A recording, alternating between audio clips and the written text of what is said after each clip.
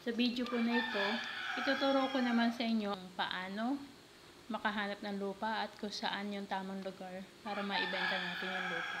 So, umpisahan po natin. Pero, reminder lang po, pwede man lait, wag lang sobra-sobra kasi tao pa rin ako na nasasaktan. Sige po. So, hindi ko kayo pinipilit kung gusto nyong maniwala sa akin or hindi. Pero, para sa akin, ginawa ko po yung video na to para makatulong, hindi para sumikat o kung ano man. So, gusto ko makatulong sa mga taong gusto rin magkaroon ng negosyo na hindi sila makipagsapalaran na malugi. Bigyan ko lang kayong konting background kung paano ko naging kilala sa online selling dito sa probinsya namin sa Bataan. So, dati po akong may pwesto sa palengke doon sa Hermosa. Mga 5 years ako na namamahala ng pwesto na yun. Gulayan at may prutas yung paninda ko po doon at sobrang maganda yung pwesto, mabilis siya. Tapos ang ginagawa ko pa po, dahil nga mura yung paninda ko sa iba, ginagawa ko pa, nag-e-extra ko bago ako umuwi sa tanghali or sa hapon. Nagpo-post po ako sa online ng mga paninda kong gulay. Nakalagay na rin doon kung magkano yung presyo per kilo para pag uwi ko po ng tanghali, pagdating ng mga anak ko galing sa school, pag sinundo ko sila, nagdi-deliver muna ako ng gulay sa kanang prutas. Marami akong nakuwang customer dahil dun sa ginagawa ko na yon. And then, pinalawak ko pa yung ginagawa ko. Sumali din ako sa mga kalapit pa na bayan gaya ng Orani. So, 2 bayan na yung dinideliveran ko. Nakikilala na ako. Tapos, nung time na huminto na kami, dahil nga lumipat kami dito sa lugar namin, ang ginawa ko na lang po, nag-online selling pa rin ako. Namamakyaw kami ng gulay o ng mga produkto dito ng mga katutubo. Katulad po yung luya, yung gabi, saging, nyog, saka yung isa sa patok na produkto nila dito ng mga katutubo na aita, yung mga honey. So, yan. So, nung in-online ko po yan, mas lumawak pa. Pumasok ako sa FB page ng marketplace. Kung nakikita nyo po yung marketplace. Pumasok ako dyan sa marketplace para makakuha ko ng mga pwedeng deliveran ng pulot sa iba't ibang panig ng bansa.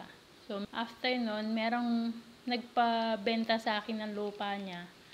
At siya yung kaunaw ng in-agent ko na lupa.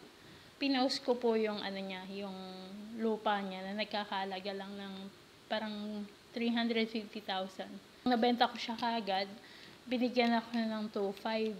So, iniisip ko nun, malaki na yung kita kasi 2,500 yung binigay sa akin. Pero, nung natutunan ko yung naisip ko na mali pala yung binayad sa akin. Dapat pala 5% ng 350,000 yung binayad sa akin. So, nung naisip ko na malaki yung kitaan sa lupa, nag-agent ako ng iba-iba pang mga lupa. So, merong mga lumapit sa akin na nagpapabenta sila ng mga lupa nila. So ang pinaka-best na ginawa ko po noong time na yun, nag-search ako sa Facebook, tinype ko lang yung Bataan Bentahan. So, dahil nasa probinsya ako ng Bataan, yun po yung ginawa ko. Tinype ko yung Bataan Bentahan. Naglitawan na po dun yung sobrang daming group page. Bentahan ng lupa't bahay, bentahan ng beach resort, bentahan ng house and lot, mga ganun. Iba-ibang pangalan po O Bataan Bentahan ng kahit ano. So, pinasok ko po lahat yun. Nag-join ako sa mga group page na yun. Tapos, doon ako nakakita habang nag-i-scroll ako ng Facebook na naka-join na ako sa mga yun. Marami talagang lupa na binibenta ng sobrang mura. Nagulat ako kasi nga, ayun, katulad po yung binanggit ko sa inyo nung unang video ko, na meron kami nabili na halagang 50,000 na lupa. Doon ko siya nakita, yung lupa na yun. So, nabili namin siya doon. Tapos, marami pa kami nakita na iba-ibang lupa. Nung may nakita ako doon na mga kakilala ko yung mga nag-post, tinanong ko sila, pwede ko bang agent yung lupa mo? Kasi nga wala pa akong kapital. Noong time na yun, wala kaming hawak na kapital. Kaya ang ginawa po namin, nakiusap ako dun sa mga may-ari ng lupa. Inalam ko yung mga details, lahat ng kailangan ko. Pati pictures, ginawa ko yun. So, yun po yung unang ginawa namin. Hanap kami ng lupa sa pamamagitan ng mga bataan bentahan o yung online bentahan. Tapos, sumunod, nung nag-decide na kami na magbenta ng mga lupa, doon din ako nag-post, syempre. Yung mga lugar na yon, mga online na yon, ipopost ko muna sa wall ko, tapos i-share ko sa group page. So, dumami na po yung nakakakita. Hanggang sa marami na ako nabebentang lupa, marami na rin nagiging commission. Syempre, pagka agent ka lang, automatic 5% lang. Pero hindi mo solo yung kita na yun minsan, yung 5%.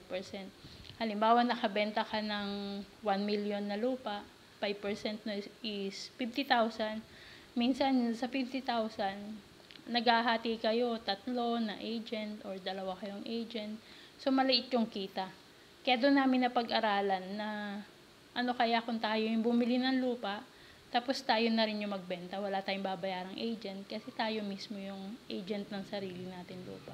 So, yun yung ginawa po namin na una. Na sa tingin namin, naging malaking bagay. Kaya kung halimbawa po, naghahanap kayo ng lupa, ang unang gawin nyo, kung saang probinsya kayo nandun, mag-search po kayo ng page sa Facebook na merong ganun. Or mag-join kayo sa marketplace. Meron po yan. Mag-search kayo kunyari house and lot or lot for sale. Makikita nyo lahat dun. Tapos, yun yung isang paraan, bukod dun sa sinabi ko na mag-join kayo sa mga Facebook page. Online bentahan sa probinsya nyo. So, after po nun, nag-join na rin ako sa iba pa. Nag-join ako sa kalapit na probinsya namin. Yung Pampanga, nag-join ako dyan. Nag-join din ako sa Zambales, sa Olongapo. Tapos meron din akong Bulacan. So kasi medyo madali pong lapitan o madaling puntahan dahil nga malapit lang siya sa amin sa Bataan. In case na meron man akong mabili doon or meron akong i-agent na lupa na nandyan sa mga lugar na yan, madali ko pa siyang mapuntahan kahit motor lang ako. Pwede ko siya mapuntahan. Or magbiyaya ko ng bus. Mapupuntahan ko siya. So, yun yung mga ginawa po namin na paraan para makahanap ng lupa. So, next video po, ituturo ko sa inyo ano yung mga dapat i-consider kapag bumili naman kayo ng lupa para hindi kayo maloko or para maiwasan yung malugi kayo kung sakali man. Kasi tama po yung comment nung iba na mahirap bumili ng rights. Totoo po yun. At ituturo ko po sa inyo paano bibili ng rights na yung hindi magiging delikado yung pera po ninyo na pinuhunan. Thank you po.